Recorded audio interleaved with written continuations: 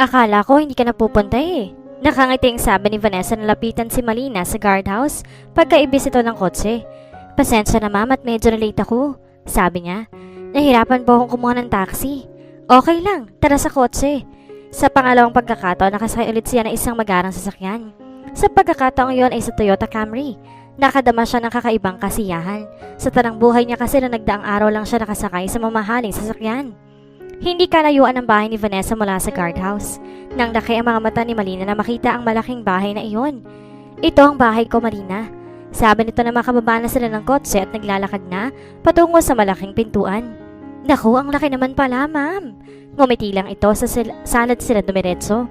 Napansin niya na sobrang tahimik ng buong paligid. Kayo lang dito, ma'am? Oo, mag-isa lang ako kaya nga pinapunta kita rito para may makasama naman ako at makakwentuhan ngayon eh. Naiinip kasi ako. Napangiti siya. Natutuwa po ako na gusto niyo ako makakwentuhan, ma'am. Oo, magaan na kasi agad ang loob ko sa iyo. At pwede ba wag mo na akong tawaging ma'am? Ate Vanessa na lang. Ho? Pwede ba? Naku, okay lang ba, ma'am? Hep? Ate Vanessa na lang sabi. Napangiti siya. Sige po, Ate Vanessa. Ngumiti ito ng malawak. I-relax mo lang ang sarili mo, ha? Kamusta pala ang pakiramdam mo? Okay naman, Ate Vanessa. Sa awa ng Diyos, kagabi lang medyo kumirot yung balakang ko. Pero kaninang pagising ko, wala na. Napatitig ito sa braso niya na may gasgas. Yang braso mo, hindi ba nananakit? Hindi naman, gasgas lang naman eh. Mabuti pa samahan mo ako sa kusina at maghahanda ako ng merienda natin. Magpapa-order na lang ako ng lunch natin mamaya. Sige po. Mag-aara din ang kusinang pinasok nila. Naging abala na si Vanessa sa paggawa ng merienda nila na tuna sandwich at pineapple juice. Habang nagme-merienda sila, saka siya nagtanong, Nasaan po ang asawa ninyo, Ate Vanessa? Nasa Hong Kong. Anak, bahagyang lumungkot ang mukha nito. Wala kaming anak, Malina. Ganun ba? Ilang taon ka na ba? 23 po. Matanda pala ako ng 12 years sa'yo. Pero mas bata po kayong tingnan kaysa sa akin. Nakangiting sabi niya. No, you're pretty. Simple at natural ang ganda mo. Ang ganda nyo rin po, Ate Vanessa, at ang bait pa. Tumawa ito. Naglolokohan na yata tayo eh. Napabungis-ngis siya. Hindi, te, totoo yung sinasabi ko. Kamusta ang nanay mo? Talong nito kapag guwan. Napalis ang itis sa mukha niya. Okay lang, te. Bakit parang hindi ka masaya kapag siya na pag-uusapan natin? Hindi ko kasi nagustuhan yung inasal niya kagabi sa harap ninyo. Hiyang-hiya ako. Bumuntong hininga ito. Ganun ba talaga ang nanay mo? Oo, Ate Vanessa. Ayoko sanang sabihin sa'yo pero mas maganda rin yung nagsasabi ako ng totoo. Hindi ko gustong ugali niya at hindi rin maganda ang pagtrato niya sa akin kahit noon pa. Bakit naman? Ewan ko, parang laging mabigat ang dugo niya sa akin. Sa tingin mo may malalim kayong dahilan kung bakit gano'n ang trato niya sa'yo? Wala ako maisip, Ate Vanessa eh. Naging mabuting anak naman ako sa kanya. Kumakayod ako para sa amin pati na rin sa batugang boyfriend niya. Ang bait mo palang anak, Malina. Mahal na mahal mo sigurong nanay mo. Oo naman, ate. Kahit ganun siya, nanay ko pa rin siya. Pagkatapos sila magmerienda, inilibot sa nito sa kabuuan ng bahay. Nagmistulang tour guide ito. Pati ang mga silid sa second floor ay ipinakita rin ito sa kanya. Ang master's bedroom ang huli nilang pinasok. Sa bungad pa lang naakit ng atensyon niya ng isang malaking portrait na nakasabit sa dingding. Mister ko, sabi ni Vanessa na mapatingin din ito sa portrait. Kasama nito roon ang isang gwapong lalaki na mestizo at may simpatikong ngiti. Napatitig siya sa portrait at lihim na napahanga sa kagwapuhan ng asawa nito. May naramdaman pa siyang kakaibang kabog sa kanyang dibdib. Kung ganito kagwapong boyfriend ko, talo-talo na. Parang ayaw niyang lumabas ng silid na iyon. Gusto mo bang dito muna tumira sa akin, Malina? Tanong ito nung tumambay sila sandali sa terasa. Ho? Susweldohan kita. Pansamantala lang naman. Kapag babalik na ako sa Hong Kong, saka na ako umuwi sa inyo. Para lang may makasama ako dito sa bahay. Ang boring kasi. Sasamahan mo lang ako mamasyal o kaya mag-shopping. Yun lang ang magiging trabaho mo. Natuwa siya sa narinig. Naku, payag na payag ako, Ate Vanessa. Papayag din kaya ang nanay mo. Oo naman, sigurado yun. Tugon niya na medyo nilihis ang tingin dito. Payag ka ba na mamayang hapon? Samahan kita sa bahay ninyo para ipagpaalam ka sa nanay mo? Para kasama ulit kita pagbalik ko rito mamayang hapon. Naku, sige ate. Excited na sagot niya. Gaya nga ng inaasahan niya, pumayag agad ang nanay niya na makausap ito ni Vanessa. Sige ma'am, para medyo malaki naman ang kikitain niya. Matumal lang kita sa pagbebenta ng daing eh, sabi ng nanay niya. Salamat po, Mrs. Ani Vanessa. Wag po kayo mag-alala kay Malina at nasa mabuti po siyang kamay. Tatratuhan ko po siyang parang tunay na kapatid. Nang pumasok si Malina sa silid niya para iligpit ng mga damit na dadalhin, sinundan siya ng kanyang inaroon. Akin na yung natitirang pera mo, sabi nito. Matigas na naging pagtanggi niya. Kabibigay ko lang kagabi ng 5,000 sa inyo Natalo sa saklaan. Bibili pa kami ng sando at briefs ni Bisaya, mamaya sa mall. Bibili rin ako ng gamot dahil nangangati ang balat ko. Ewan ko ba? Hindi niya na napigilan ng emosyon. Sumiklab ang inis niya. Nay, kahit pilipitin yung leg ko ngayon, hindi ko ibibigay sa inyong pera. Para sa akin yun. Kakailangan ko yun sa pag-aaral ko. Umismid ito. Hanggang ngayon ba'y ambisyosa ka pa rin? Bakit mo pipilitin ang sarili mo na mag-aral kung hindi mo naman kaya? Akin ang pera. Kung ayaw mo, sasabihin ko kay Ma'am Vanessa na i-advance na lang niya ang sahod mo para panggastos ko rito. Nanay, yan ang wag na wag ninyong gagawin. Hindi man lang ba kayo nahihiya? Mahihiya lang ako kung magnanakaw ako, Malina. Nang akmang tatalikod na ito'y mabilis na itong pinigilan sa braso. Dahil alam niyang tototohanin nito ang sinabing kakausapin si Ate Vanessa at hihingin agad ang sahod niya. Oh, eto na ang pera. Naiinis pa rin sabi niya. Ngumisi ito. Ko, may kaartehan ka rin talaga sa buhay Gusto mo pa inisin muna ako bago ka pumayag. Tinigil na lang niya ang sarili para hindi mapaiyak. Oh, kanina ka pa walang kibu Puna ni Ate Vanessa nang sakay na sila ng kotse nito. Hindi lang kasi ako makapaniwala hanggang ngayon na titira ako sa malaking bahay mo, Ate Vanessa. Sabi na lamang niya. Natatanda mo ba yung kwarto doon sa itas ng bahay ko? Yung nasa dulo bago yung veranda? Opo, yun ang magiging silid mo. Namilog ang mga mata niya. Talaga, ate? Oo, may aircon yun kaya tiyak na mapapasarap lagi ang tulog mo.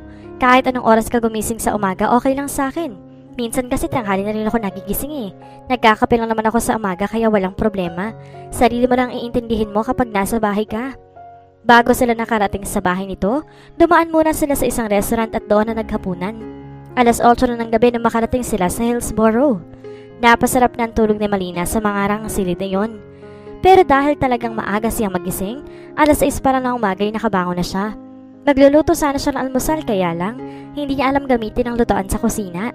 Nagtimpla na lang siya ng kape at sinimula ng paglilinis sa kusina at sa labas ng bahay. 9:00 na magising si Vanessa. Mabilis na ipinagtimpla niya ito ng kape. Nakatulog ka ba ng maayos? Nakangiting tanong nito sa kanya. Oo, Ate Vanessa. Mabuti naman. Isasama kita sa mall mamaya at bibili tayo ng mga damit mo. Naku, wag nate. Okay pa naman ang mga damit ko Basta, mamimili tayo. Hindi na siya tumutol. Lalong napalapit ang loob niya rito dahil sa kabaitan nito. Alam mo ba, nagaling din ako sa mahirap na pamilya, Marina? Sabi nito maya-maya. Hindi siya makapaniwala sa sinabi nito. Siguro kaya naging magaan agad ang loob ko sa'yo dahil tulad mo, naging tindera rin ako nung araw. Talaga, Ate Vanessa? Oo, mga lutong ulam namang tinitinda ko noon sa palengke. 13 anyos pa lang ako na magsimula ako magtinda. Ulila na kasi ako sa mga magulang at the age of 7. Kaming dalawa lang ng panganay kong kapatid ang nabubuhay. Matanda yung kapatid ko ng 3 taon sa akin. Siya ang kasakasama ko sa pagtitinda. Kami lang dalawa ang bumubuhay sa mga sarili namin. Nakapag-aral ako ng high school dahil sa pagtitinda ng mga lutong ulam. Tapos, pagka-graduate ko ng high school, lumuwas na kami ng ate ko dito sa Maynila. Saan ba ang probinsya ninyo? Sa Sorsogon. Masyado mahirap ang buhay ron. Ako kasi marami rin ako ambisyon nung araw at naisip ko matutupad lang ang imbitasyon ko kung naririto ako sa Maynila. Marami rin ako napasukan trabaho. Naging repacker ako sa pabrika ng Cornix sa Valenzuela. Grabing hirap pero ang liit ng sahod. Tama lang na pagkain sa araw-araw. Tapos naging janitress din ako. Nagulat siya sa pakinig sa kwento ng buhay nito. Hindi talaga niya mapaniwalaan na dumanas din pala ito ng hirap sa buhay noon. Pero ngayon maganda na ang buhay nito kaya't nabuhayan talaga siya ng pag-asa. Mayaman ang asawa ko, Malina. Businessman siya sa Hong Kong. Siya nag-ahon sa akin sa kahirapan. Pero alam mo ba na hindi ko siya mahal nung una? Nung niligawan niya ako, kabe-break lang namin ang una kong boyfriend. Sa totoo lang, nakalive-in ko rin dati kong boyfriend si Lexter. Kasamaan ko rin siya sa SM nung nagtatrabaho ako bilang sales lady. Bakit kayo nag-break ng Lexter na yon? Nagkaroon siya ng ibang girlfriend na may kaya sa buhay. Tapos wala akong kalam-alam na nagpakasal na pala sila. Grabing sakit ang ginawa niya sa akin noon. Pero para akong tangan, hirap-hirap pa rin siyang kalimutan kahit na boyfriend ko na si Marcos noon. Ngayon, wala na ba talaga si Lexter sa puso mo? Wala na. Pero minsan naalala ko pa rin siya. Wala na akong balita sa kanya. Siya ang first love ko, first everything. Sabi nga nila, mahirap daw kalimutan ng first love. Naku, mala Cinderella palang kwerto mo, Ate Vanessa. Ngumiti ito. Wala na akong mahihiling pa sa buhay ko, Malina. Isang bagay na lang, anak. Pasasan ba't magkakanak din kayo ng mister mo, Ate Vanessa? Umiling ito. Imposibleng mangyari yun. Baog kasi ako eh. Naoperan ako noon dahil nagkaroon ako ng cancer sa uterus. Hindi na ako magkakaanak. Nangatal bigla ang tinig nito. Nakaramdam siya ng awa para rito. Gustong gusto ko nang magkaanak, Malina. Kung magagamot lang ang diferensya kong ito, kahit magkano babayaran namin ng asawa ko para lang magkaanak kami. Pero hindi na pwede. Nainggit ako sa mga nakikita kong buntis. Inggit na inggit ako. Wala po ba kayong balak na mag-ampon ni Kuya Marcos? Actually, hindi pa namin napag-uusapan yan. Pero kung ako naman na masusunod, ayoko nang hindi namin kadugo. I mean, gusto ko yung kadugo ng isa sa amin. Kadugo ng asawa ko. Tumayo ito nang marinig ang pagtunog ng telepono sa may sala. Si Marcos na yan. Sige, itutuloy ko na muna ang paglilinis, ate. Okay. Hindi magkandadala si Malina sa pagbibitbit ng mga shopping bag na pinamili nila ni Ate Vanessa. Lahat para sa kanya. May panlakad na bestida, pambahay, pantulog, ilang pares ng sapatos at tsinelas saka underwear. Sa tansya niya mahigit 10,000 ang nagastos ito sa mga pinamili para sa kanya. Ni isa wala itong binili para sa sarili. Kasi shopping ko lang kasi noong nakaraang araw. Sabi nito sa kanya habang papasok sila sa isang restaurant. Habang kumakain yung sisa siya nito tungkol sa kanyang love life. Naku, wala pang nagkakamali, Ate Vanessa. Natatawang sabi niya. Bakit naman? Ang ganda mo kaya. Pero may naging boyfriend ka na? Naku te, virgin ang lahat sa akin. Nakangising sagot pa niya. Namilog ang mga mata nito. Talaga? Ano ba yan? Pihikan ka bang bata ka? Napahagikik siya. Hindi, Ate Vanessa. Gusto ko nga rin magka-boyfriend pero suntok sa ban kung makikilala ko kung gusto ko maging boyfriend. Teka, ano bang klase ng boyfriend ang hinahanap mo? Mayaman at gwapo na may kotse. Diritsahang sabi niya. Tama lang yan. Pasasan ba't mahahanap mo rin ng boyfriend na gusto mo? 4 na araw pa lang siya sa bahay nito pero naging malapit na sila sa isa't isa. Pakiramdam niya matagal na sila magkaibigan. Marami pa siyang nalaman tungkol sa buhay nito at siya naman hindi rin nagdamot sa pagkukwento lang tungkol sa buhay niya, pati na mga pangarap na nais niyang abutin. Eksakto ang 1 linggo noon ang isama siya nito sa airport para sunduin nilang asawa nitong galing Hong Kong.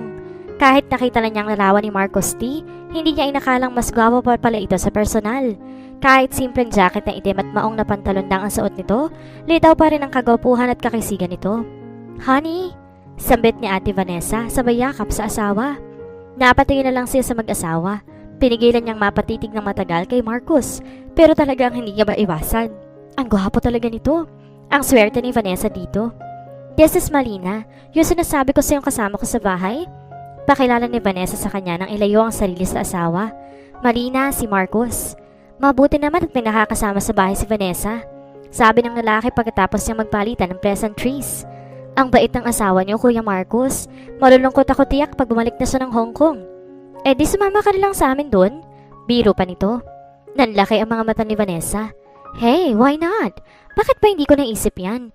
Pwede natin ikuha ng working visa sa Malina. Naghibit balikat lang si Marcos.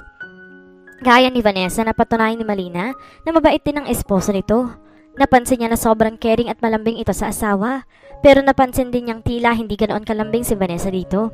Di niya alam kung bakit pero nakaramdam siya ng inggit para kay Vanessa. Bukod kasi sa pagkakaroon nito ng magandang buhay sa piling ng mayaman at gwapong asawa, mahal na mahal pa ito ni Marcos. Sa lugar na kinalakan niya, marami siyang mga kakilala mag-asawa na sa unang buwan o taon lang, masaya ang pagsasama. Pero pagkalipas ng 1 taon o wala pa, tila nawawalan agad ang amor sa isa't isa. Naisip niya na dala na rin yun ng kahirapan sa buhay. Hindi rin niya alam kung bakit yung may pagkakataon siya, palihim siyang tumititig kay Marcos. Naiinis siya sa kanyang sarili dahil parang may nade-develop siyang atraksyon para sa asawa ni Vanessa. Kahit lihim lang ang pagnanasa niya kay Marcos, nangangahulugan pa rin yun na tinatraidor niya ang napakabait na kaibigan at hindi tama yun. Malina, napalingon siya sa bungad ng kusina. Nakatayo roon si Vanessa. Bakit ate? Anong ginagawa mo dyan? Nililinis ko lang itong lababo. Hayaan mo na muna yan. Magbihis ka at mamamasyal tayo sa MOA. Sige. Buong maghapon sila sa Mall of Asia. Nagulat si Malina dahil kahit si Marcos mismo, namili rin ng mga damit niya. Nagreklamo siya nung una dahil marami nang nabiling damit si Vanessa para sa kanya. Pero pati ito nagpumilit na rin na maibili ulit siya. Nakahiga na sina Marcos at Vanessa sa kanilang kama ng gabing iyon. Kapapagod dahil kakatapos lang ng lovemaking.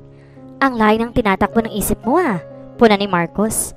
I guess you did not miss me. She sighed deeply. Saka niyakap ang isang kamay sa katawan nito. May gusto kasi akong sabihin sa'yo. Ano yun? Don't tell me nakita ka ng kapalit ko rito. Biro nito. Honey, I want to have a baby. Saglit itong natigilan. Tumagilid para harapin siya. We've both wanted a baby from the start pero alam mong hindi pwede, hindi ba? Pwede. Okay, so let's talk about this. You want us to adopt a baby? You know I'm a person with utter respect for life. A child deserves the same amount of affection and care for me whether I share the same genes with this child or not. I'm happy to hear that pero ang naiisip ko kumuha tayo ng surrogate mother. Walang problema dyan, honey. No problem with me if someone will volunteer to carry our baby for 9 months. A child, adopted man o hindi, buhay pa rin na kailangan i-nurture and I'll be here to accept and participate in that responsibility. Halos hindi siya makapaniwala. Pumayag agad ito sa nais niya. Pinupog tuloy niya ito ng halik. Teka. Natatawang awat ito sa kanya. For the first time since I arrived, ngayon lang kita nakitang ganyan kasaya. Kasi nga, nag-worry ako na baka hindi ka pumayag. I will do everything just to make you happy. Sagot nito. Ang problema lang kung sino maging surrogate mother. I have someone in mind already. Kilala ko ba? Yes. Who is she? Si Malina. Nanlaki ang mga mata nito. Sabay napabangon. Napabangon na rin siya. Inapuhap nito ang tingin niya. Are you sure siya ang gusto mo? Oo. Kahit saglit ko pa lang siya nakakasama, alam ko na kung anong tunay niyang pagkatao. Kahit mahirap na pamilya lang pinanggalingan niya, she is a decent lady. Malinis, mabait, may takot to Diyos and she is pretty, don't you think? Well, she is pretty, no doubt about that. Simple lang siya pero sa tingin mo ba papayag kaya siya? I hope she will. How old is she? 23. Never had any boyfriend at all kaya ganterisadong malinis na babae Marcos. Umalis ng umaga ngayon si Marcos para dalawin ang ina nito sa Makati. Naiwan si Vanessa sa bahay kasama si Malina. Hindi ko kasundo ang ina ni Marcos, sabi ni Vanessa. Hindi ko type ang ugali. Narito rin pala sa Pilipinas ang ina ni Kuya Marcos? Oo, nakalimutan kong ikwento sa'yo na hiwalay ang mga magulang niya bago pa man kami ikinasal. May bagong asawa ng ina niya, businessman din. Yung papa naman ni Marcos wala na yatang balak mag-asawa uli. Nakasubsob na lang sa negosyo niya. Ah, wala siyang ibang maikomento sa sinabi nito. Malina, may gusto pala akong sabihin sa'yo. Ano yun ate? Alam mo naman na gustong-gusto ko magkaanak, hindi ba? Tumango siya. Nagkausap kami ni Marcos kagabi. Nasabi ko sa kanya na gusto kong kumuha ng surrogate mother. Alam mo yon? Yung magdadala sa magiging baby namin since wala nga akong kakayang magbuntis. Pumayag naman siya. Nandaki ang mga mata niya. Naku, alam ko rin kahit paano tungkol dyan, Ate Vanessa. Nagbabasa rin ako ng mga libro na kahit hindi ako nag-aaral. Yun yung sperm ng lalaki na ituturok sa magiging surrogate mother, hindi ba? Tama. Yun yung tinatawag na full surrogacy dahil itlog at uterus ng surrogate ang gagamitin. Napatango siya. May nahanap na ba kayo magiging surrogate mother, ate? Tumitig muna ito ng matagal sa kanya na tila pinag-aaral ng mabuti ang susunod na sasabihin. Meron na kaming mahanap at ikaw yon, Malina. Halos malaglag siya sa kinauupuan sa kabiglaanan. Ako? Tinuro niya ang sarili. Hinawakan ng kamay niya. Ikaw nga, Malina. Pwede naman akong kumuha ng iba pero ikaw sanang gusto ko Magaan ang loob ko sa'yo noon pa. Saka nakasama na kita dito sa bahay kaya alam ko, mabuting tao ka at malinis na babae. Ikaw lang ang nararapat na maging biological mother na magiging anak namin. Napakorap siya na maraming beses. Ibinuka ang bibig para magsalita pero parang may kung anong bumara sa kanyang lalamunan. Malina, please say yes. Pakiusap nito. Kapag pumayag ka, babayaran ka namin ni Marcos ng 1 million. Yun ay kung magiging successful ang procedure. Hindi isa tinatapatan namin ang perang hinihingi namin pabor sa iyo, Malina. Pero gusto rin kitang matulungan dahil alam kong marami kang mga pangarap sa buhay na gusto mong abutin. Tsaka para rin mabigyan mo ng magandang buhay ang nanay mo. Hindi mo na kailangan magtinda araw-araw para lang may pantustos ka sa pag-aaral mo at sa pagkain ninyo. Sa halagang yon, siguro naman makakapagtayo ka ng modest na negosyo. Please say yes, Marina. Napatungo siya. Ate Vanessa, hindi ganun kadali ang gusto mong mangyari. Hayaan mo muna ako makapag-isip tungkol sa bagay na yan. Okay, Malina, as you wish. Mukhang medyo nabuhay ng loob na wika nito. Napakalaking halaga ang 1 milyong piso para kay Malina. Kahit pa siguro uugod-ugod na siya sa pagtitinda ng tuyo at taing, hindi siya makakaipon ng ganon kalaking pera. Natutokso siyang tanggapin ang offer ni Vanessa, pero ang isang bahagi ng kanyang isip tumututol. Kakayanin ba niyang mawalay sa kanya ang sanggol na dadalhin niya sa sinapupunan niya ng 9 na buwan? Kakayanin niya bang mawala ng karapatan sa sanggol pagkatapos niyang iluwal iyon? Kapag na-terminate ang kanyang parental rights, can she face the accompanying emotional and psychological issues? Kasalukuyan sila naghahapo ng tatlo ni Marcos at Vanessa nang tumunog ang telepono sa may sala. "Ako na," sabi ni Vanessa na makitang tatayo ang asawa. Nang maiwan sila ni Marcos sa mesa, kinausap siya nito. "Kain ka lang ng kain, Malina." "Opo, kuya." Nang mag-angat siya ng mukha at mapatingin dito, nahuli niyang titig na titig ito sa kanya. Para nagkarera ang pagtibok ng puso niya. Iniisip marahil ito kung papayag siya sa kagustuhan nito at ni Vanessa na maging surrogate mother ng anak na mga ito. "Solong anak ka lang pala, Malina. Parang walang anumang saan ito." "Opo, Kuya Marcos. Pareho pala tayo. Si Vanessa may kapatid na babae pero namatay na 5 years ago dahil sa sakit sa puso. Naikwento nga po niya sa akin." Napatingin siya sa papalapit na si Vanessa. "Marina," larawan ng pag-aalala ang mukha nito. Kinabahan siya at napatayo agad. "Bakit, Ate Vanessa?" "Yung kaibigan mong si Dang ang tumawag. Sinugo daw nila sa ospital ng nanay mo dahil biglang nahirapan sa paghinga kaninang hapon. Tapos nawala na ng malay." Napatayo na rin si Marcos. "Then let's go to the hospital, honey. Tara, Marina." Sa isang government hospital isinugod ang nanay niya. Naroon sina Cecil at Bisaya pagdating nilang tatlo. Napayakap siya kay Cecil at humagulhol sa balikat ito. "Mabuti na lang at pinigay mo sa akin yung telephone number ninyo roon, Malina. Kung hindi, mahihirapan akong kontakin ka." Sina Vanessa at Marcos ang kumausap sa doktor. Nalaman nilang may sakit pala sa bato ang nanay niya. "Renal failure," sabi ng doktor. Yung pagkalasa ng dugo sanhi ng malubhang pagkasira ng mga bato. "Malala po ba ang kaso niya, Dok?" Nababahalang tanong ni Vanessa. "Yes. Ito ay kondisyong wala ng ganap na kakayahan ng dalawang bato na gawin ang kanilang mga tungkulin." "Anong dapat gawin, Dok?" tanong naman ni Marcos. "Ang tanging solusyon dyan, kidney transplant operation. Pero walang kakayahan ng ospital na itong gamutin ng ganyang sakit. I suggest ililipat yung pasyente sa mas maayos na ospital, gaya ng sa Asian Hospital." Hindi na nagdalawang isip ang mag-asawa. Nang gabi rin yon, ililipat sa Asian Hospital and Medical Center sa Alabang ang nanay niya. Wala pa ring tigil sa kakaiyak si Malina kahit panay ang alo ni Vanessa sa kanya. Sakay sila sa kotse ni Marcos habang nakasunod sa ambulansya na magdadala sa nanay niya sa paglilipat ng ospital. "Narito kami ni Marcos na handang tumulong, Malina," sabi nito. "Kung ang iniisip mo pera, gagawin namin ang lahat para makaligtas ang nanay mo." Napayakap na lamang siya rito. Kinausap din ni Marcos si Bisaya at tinanong kung gusto nitong mag-donate ng kidney para sa nanay niya. Nung una, hindi pumayag si Bisaya. Delikado raw kasi yun etc. Pero nang alokin ni Marcos ng 200,000 piso, sakalang pumayag ang walang hiya. Pagkatapos mailipat ang kanyang ina sa ibang ospital, nagtungo sina Marcos at Bisaya sa National Kidney and Transplant Institute. Doon isinagawa ang dialysis, cross-matching, biochemistry, tissue cross-matching at renal angiogram na kakailanganin para sa preparation ng kidney transplant. Nag-match naman ang kidney ni Bisaya sa nanay niya. "Napakabait naman na mag-asawang yan, Malina," sabi ni Cecil. "Imagine sila lang ang gumagasa sa nanay mo, nagbabantay pa sila rito."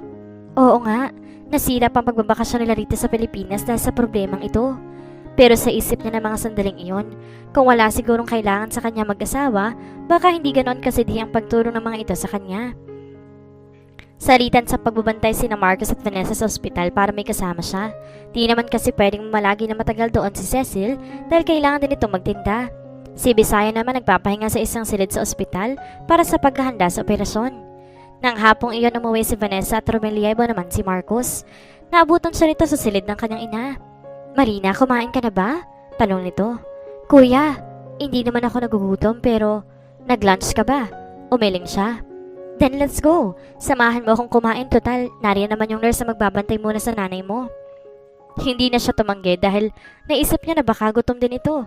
Sa isang restaurant palapit sa ospital siya dinala nito. Ito na ang umorder ng mga pagkain nila. Habang hinihintay ang kanilang order, nakatitig lang ito ng matagal sa kanya.